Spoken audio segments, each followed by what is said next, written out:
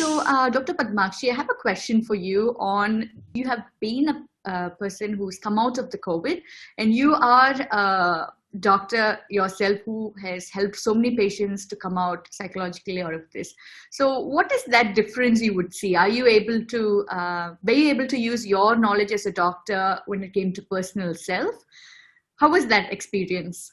You'll be surprised the kind of reaction I had when I saw my report when I was in the emergency medicine ward when I was admitted, because the whole night I had actually suffered because I could not sleep at all.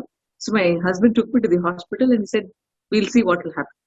So the report comes and the doctor tells me, "Hey, listen, you're positive." I'm like, "Really? Okay." And I know that very well. So because my doctor friends were actually even trying to pull my leg cell, the pathologist said, "Listen, this time you're COVID positive." I'm like, "Really?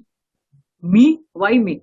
So this stage of anything, this is, I told you, we had read it. There are 5 stages of death, or there are 5 stages in fear, all those things. In that first stage anybody faces, they'll always ask the question, "Why me?"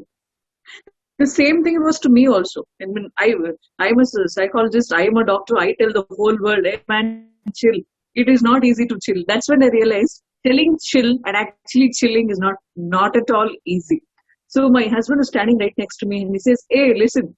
So now you can tell the world you are positive too. So you have seen positivity in a lot of things. So now you have got an opportunity to say, I'm COVID positive too." But to everything said and done, the first reaction was like, "Oh, me. Why me? Why me?" And the next one was like, "Me? No. How come it be possible? I've not at all gone outside. I've not met people." And these were all the things. Even I used to get calls and people told these things to me. "Doc, I did not go outside only. Only once I went outside. How can I get it?"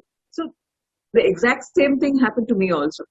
So I'd only heard it probably when I was positive end of Jan and beginning of February. Before that, it was only hearing. That day I was actually feeling. I'm like, "Really? Why do people behave like this? Oh, come on, yeah. They can actually stop not behave like that." That was my attitude. Honestly, I'm telling you these my feelings. Not many, tell it. I'm telling you, it's easy to tell anybody, "Come on, take a prick."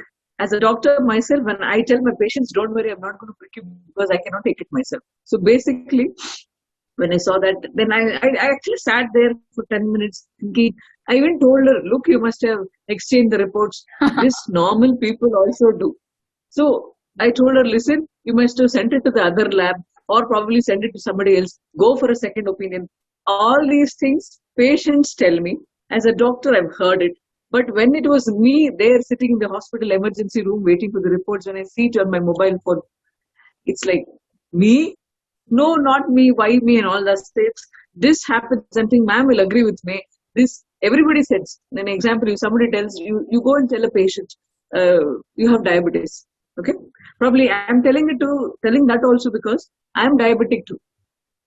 This happened then also. So when I see the diabetic report, I'm like, no, it could not be mine. Same thing happened this time also. So that denial, there's called stage of denial, stage 1. I actually underwent that stage of denial. And then to accept yourself, there is always denial. We all deny. Even if you tell somebody, it's simple matter of fact. If I tell you, "Sukruti, you have a great smile," you'll first immediately say, "Oh, me, no. You'll not immediately say thank you." So even accepting a compliment, accepting positivity also, we still have stages of denial. Probably I understood it this way. If somebody's going to tell me it's a beautiful sari, probably I look down and say, "Oh, no. I just I didn't get anything I chose to wear it." We're all like that. Probably even in negative situations too, when it's always in negative situations, probably in positive situations too, we don't accept it that way.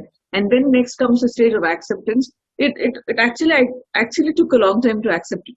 Oh, COVID. Because when people get their COVID reports, they're actually at home. When I got my COVID report, I'm already in the hospital, just waiting there what to do. And not in an OPD center also, in a full-fledged hospital.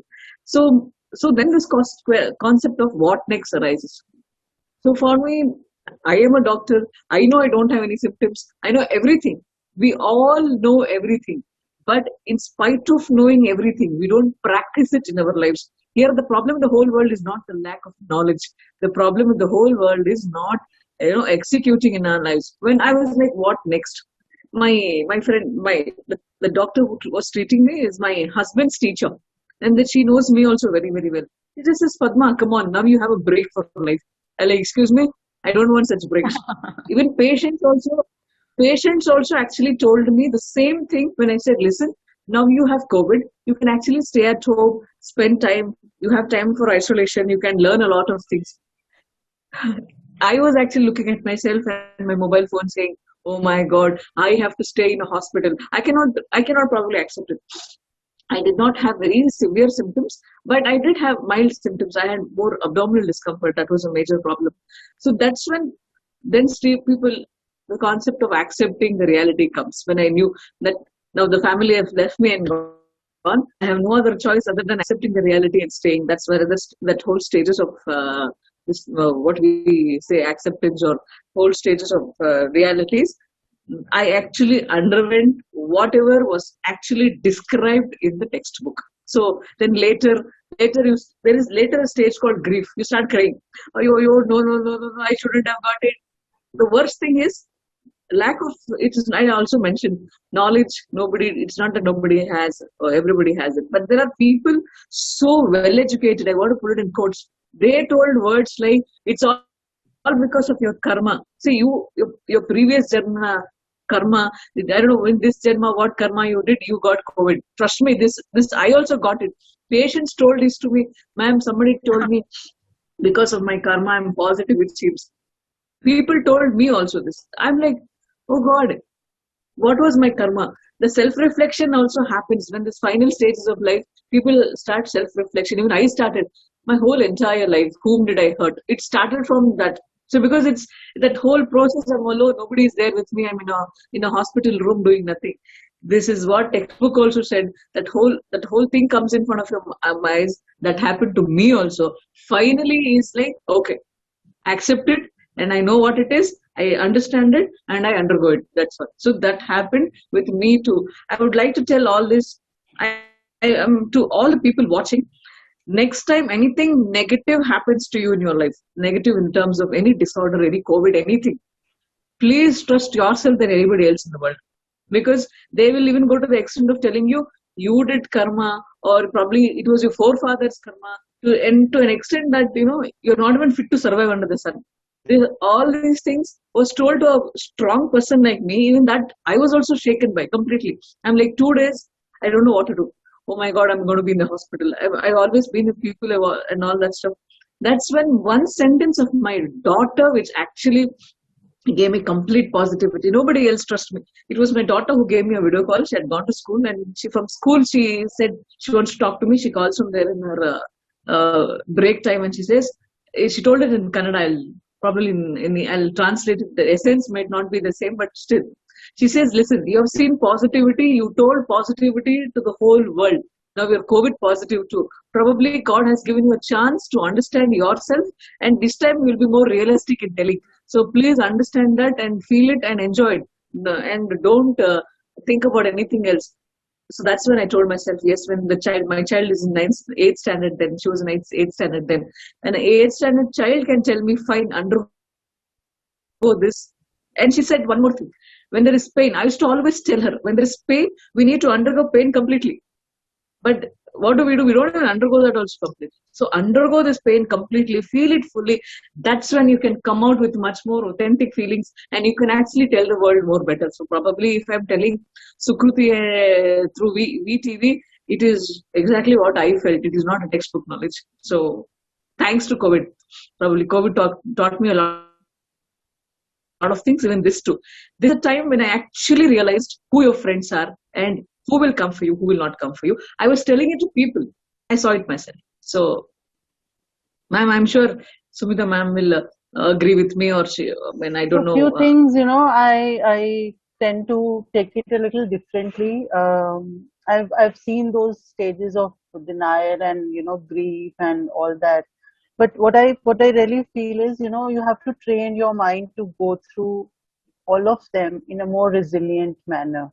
And what I teach my clients is that, denial is there, denial is there, but how long do you stay with the denial is important.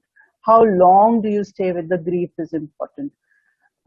If as a individual you can be more resilient in that moment when you are undergoing that denial, or you are actually absorbing that or accepting that, you can move faster through that cycle. So I always teach my clients that, whenever something happens, whether it is good or bad, the first thought that should come to you is good.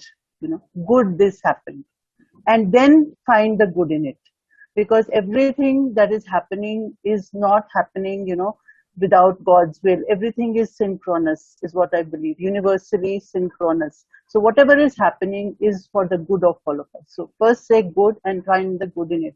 Instead of asking why me, look for the good. So you can move through this stage very quickly. You can move through the stage of, denial and acceptance very, very quickly. I'm working with widows of COVID, and we teach them this. So if they have gone through the death of a loved one, even there is something for them to learn, to be acknowledge and accept it gracefully than deny that this has happened to me.